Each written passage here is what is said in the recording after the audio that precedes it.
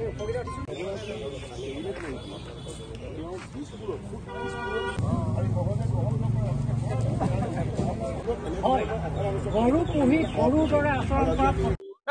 গাৰ্গে জয়ন্ত মল্ল বৰুৱা সন্দৰ্ভত এনে এষাৰ কথা কোৱা নাছিলে। আজি এই কথাষাৰ কিন্তু বৰকৈ মনত পৰিছে। এই অপমান কোনো কাৰণতে সহ্য কৰা নহ'ব। গতিকে সময় থাকোঁতেই জয়ন্ত মল্ল বৰুৱাই সমগ্ৰ সংবাদ মাধ্যমৰ ওচৰত তেওঁ ক্ষমা খুজিব লাগিব। অন্যথা এইটো কথা স্পষ্ট, সাংবাদিকে যদি মুখ খুলিবলৈ হয়, সাংবাদিকে যদি হাতত কলম ল'বলৈ হয়, নাঙঠ হ'বলৈ কিন্তু বেছি সময় নালাগিব। গতিকে জাতীয় সংগ্ৰামী নাই অসমৰ আমাৰ স্পষ্ট কথা, জয়ন্ত মল্ল বৰুৱাই অতি শীঘ্ৰে সমগ্ৰ সংবাদ মাধ্যমৰ ওচৰত ক্ষমা খুজিব লাগিব। অন্যথা কিন্তু অনাগত দিনত জাতীয় সংগ্ৰামী নাই অসমে শিৱসাগৰ জিলাৰ ৰাইজক লগত লৈ, অসমৰ ৰাইজক লগত লৈ, সমগ্ৰ সংবাদ মাধ্যমক লগত লৈ কিন্তু আমি প্ৰতিবাদী কাৰ্যসূচী হাতত ল'বলৈ বাধ্য হ'ম।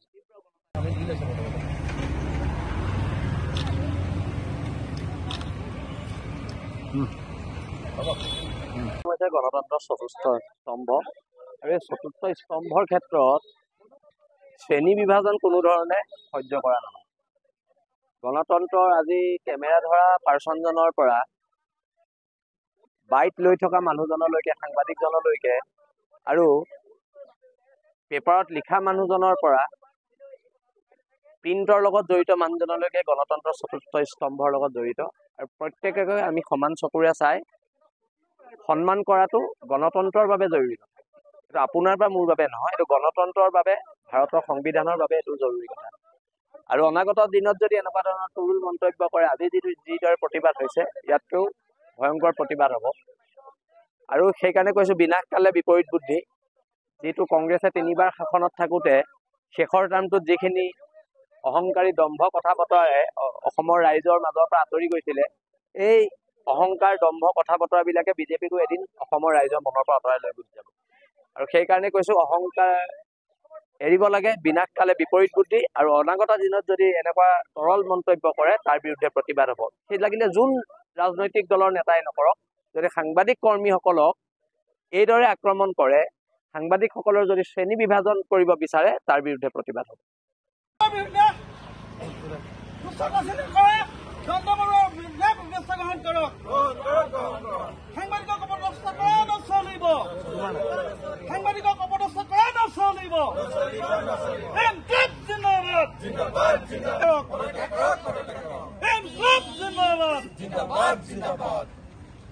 দৃঢ়তাৰে সুধিব পাৰোঁ, আমি তলত থকা মানুহখিনি, আপোনালোক ওপৰত থকা মানুহখিনি, আমি আপোনালোকক প্ৰশ্ন সুধিব পাৰোঁ, আপোনালোকৰ ভুলবোৰ দেখুৱাই দিব পাৰোঁ। সেই সৎসাহস থকাৰ কাৰণে আমি তলত বহি থকা মানুহ হয় যদিও, সৰ্বসাধাৰণ মানুহ হয় যদিও, আপোনালোকৰ গাড়ীখন আমি হিলাই দিবলৈ আমি সক্ষম হওঁ। সেই গতিকে আমি ভাবোঁ যে আমি মাননীয় মুখ্যমন্ত্ৰী মহোদয় একদম কঠোৰ এটা স্থিতি ল'ব লাগে। মোৰতো অনুমান হৈছে কালিয়ে এই যিটো সংবাদমেল দিয়াৰ পাছত কিজানি জয়ন্ত মল্ল বৰুৱাক হিমন্ত বিশ্ব শৰ্মাই মাতি নি কিজানি খুব দমেই দিছে কিজানি, তই কি কথা ক'বলৈ এনেকৈ কৈছে চাগে। সেইটোহে চাবলগীয়া এটা মানে বিষয় আছিলে, কি ধৰণে কথাখিনি কৈছিলে। এতিয়া আমি মাননীয় মুখ্যমন্ত্ৰী মহোদয়ক এটাই আহ্বান জনাওঁ যে এওঁ যিটো মন্ত্ৰিত্ব পদটো লগালগ কৰ্তন কৰিব লাগে, আৰু আগন্তুক 26ত যাতে এই মানুহটোৱে কোনো ধৰণে নিৰ্বাচনত অৱতীৰ্ণ হ'ব নোৱাৰে। বিধানসভাটো দূৰৰ কথা, সি যাতে কোনো এটা নিৰ্বাচনত সি যাতে গাঁও পঞ্চায়তৰ ৱাৰ্ড মেম্বাৰো যাতে উঠিব নোৱাৰে, তাৰ এটা ব্যৱস্থা দলে কৰিব লাগিব। আৰু এই দলে যদি এইটো নকৰে, তেন্তে এই জয়ন্ত মল্লৰ বিৰুদ্ধে আচলতে প্ৰতিবাদী কাৰ্যসূচী যি ধাৰা আগন্তুক দিনত চলাই যাব লাগে। আৰু মই ভাবোঁ যে এই জয়ন্ত মল্ল বৰুৱাই যদি শিৱসাগৰলৈ, বিশেষকৈ আমি যিহেতু এতিয়া শিৱসাগৰত আছোঁ, শিৱসাগৰলৈ যদি আহে, ইয়াৰ যিকোনো কাৰ্যসূচী আমাৰ সন্মানীয় সাংবাদিকসকলে আচলতে পৰিত্যাগ কৰিব লাগে।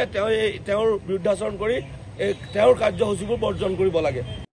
কালি খুদ দিছপুৰৰ এক সংবাদমেলত অসম চৰকাৰৰ কেবিনেট মন্ত্ৰী জয়ন্ত মল্ল বৰুৱাই এজন সাংবাদিকে সোধা প্ৰশ্নৰ উত্তৰ দিব নোৱাৰি তেওঁক তলৰ শ্ৰেণীৰ মানুহ বুলি অভিহিত কৰিছে।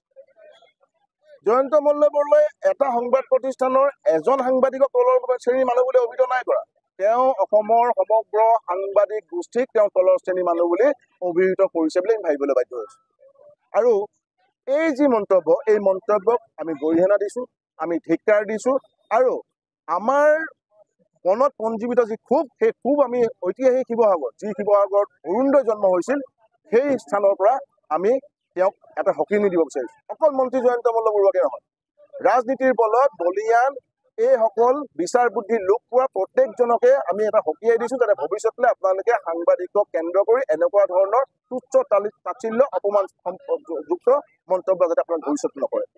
আৰু এই প্ৰতিবাদী কাৰ্যসূচীৰ দ্বাৰাই আমি আমাৰ বিৰোধ ভাৱ প্ৰদৰ্শন কৰিছোঁ আৰু জিলা আয়ুক্তৰ যোগেদি অসম চৰকাৰে এখন স্মাৰক পত্ৰ প্ৰদান কৰিছোঁ। উক্ত স্মাৰক পত্ৰত আমি দুটা দাবী ৰাখিছোঁ। এটা দাবী হৈছে তেওঁ এনে মন্তব্যৰ দ্বাৰাই আমাৰ সাংবাদিক মহলক তেওঁ অপমানিত কৰিছে, এই অপমান সহ্য কৰা নহ'ব। সেয়েহে মন্ত্ৰী জয়ন্ত মল্ল বৰুৱাই ৰাজহুৱাভাৱে সমগ্ৰ অসমৰ সাংবাদিকৰ আগত তেওঁ কৰা মন্তব্যৰ বাবে ক্ষমা প্ৰাৰ্থনা কৰক। আৰু দ্বিতীয়তে তেওঁ এই যি মন্তব্য কৰিছে এইটো বৰ্ণবাদী মন্তব্য। এই মন্তব্যৰ দ্বাৰাই সমাজত শ্ৰেণী বিভাজনৰ সৃষ্টি হৈছে, সংবিধানৰ সমতাৰ অধিকাৰ খৰ্ব হৈছে, সংবিধানৰ 15 অনুচ্ছেদ খৰ্ব হৈছে। আৰু সংবিধান, যি সংবিধানৰ ওপৰত ভাৰতৰ গণতন্ত্ৰ টিকি আছে, সেই সংবিধান খৰ্ব কৰাৰ কথা কোৱাৰ বাবে আমি অসম চৰকাৰক মন্ত্ৰী জয়ন্ত মল্ল বৰুৱাৰ বিৰুদ্ধে বিহিত ব্যৱস্থা ল'বলৈ আহ্বান জনাইছোঁ। বৰ্তমান সময়ত অসমৰ আটাইতকৈ ব্যৰ্থ, দুৰ্নীতিবাদ, অসহিষ্ণু আৰু অগণতান্ত্ৰিক ব্যক্তিজনে হৈছে জয়ন্ত মল্ল বৰুৱা। এটা অতি দায়িত্বশীল সাংবিধানিক পদবীত থাকি এনেকুৱা ধৰণৰ অগণতান্ত্ৰিক আৰু অশুভ আচৰণ কৰাটোৱে অসমৰ ভয়াৱহ ৰাজনৈতিক দিশটো তাৰ এটা ইংগিত দিছে। আৰু সাংবাদিকৰ ওপৰত কৰা এই আক্ৰমণ কেৱল জয়ন্ত মল্ল বৰুৱা নহয়, জয়ন্ত মল্ল বৰুৱাই যিটো চিন্তা, যিটো দৰ্শনক প্ৰতিনিধিত্ব কৰে, সেই দৰ্শনটোৱে কেতিয়াও প্ৰশ্ন কৰাটো ভাল নাপায়, গণতান্ত্ৰিকতাটো ভাল নাপায়। তেওঁলোকে এটা অগণতান্ত্ৰিক আৰু ফেচিষ্ট শাসন ব্যৱস্থা প্ৰতিষ্ঠা কৰাৰ তেওঁলোকৰ সেই চিন্তা।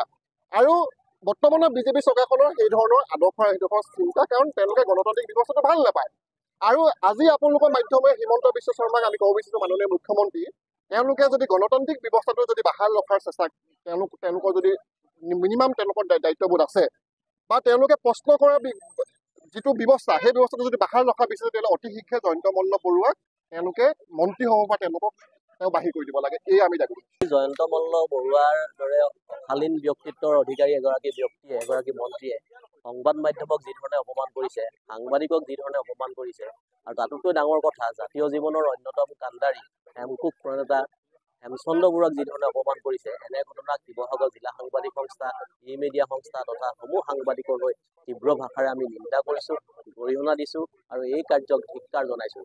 আমি নলবাৰীবাসীৰ প্ৰতিও এই মুহূৰ্তত এটা আহ্বান জনাব বিচাৰিছোঁ যে নলবাৰীত ভদ্ৰলোকৰ বাসস্থান, ভদ্ৰলোকে বাস কৰা এটা সমষ্টি, এই সমষ্টিৰ পৰা এনেধৰণৰ ব্যক্তিক যাতে ভৱিষ্যতৰ দিনত আৰু কেতিয়াও জনপ্ৰতিনিধি হিচাপে নিৰ্বাচিত নকৰে, এই আহ্বান আমাৰ নলবাৰীবাসীৰ প্ৰতি আছে। আৰু লগতে ৰঙিয়াত তেওঁ 100 বিঘাৰ যি ফাৰ্ম আছে, য'ত 60-70জনী গিৰ গাই থকা বুলি তেওঁ নিজে স্বীকাৰ কৰিছে, সেই ফাৰ্মখনতে যাতে ভৱিষ্যতৰ দিনত তেওঁ আবদ্ধ হৈ থাকিব পাৰে, তাৰ ব্যৱস্থা নলবাৰী প্ৰতিগৰাকী ভোটাৰে কৰাৰ এটা সিদ্ধান্ত গ্ৰহণ কৰক। আমি পুনৰবাৰ জয়ন্ত মল্ল বৰুৱাৰ দৰে নিম্ন পৰ্যায়ৰ ৰাজনীতিবিদৰ এনে কাৰ্যক তীব্ৰ ভাষাৰে গৰিহণা দিছোঁ।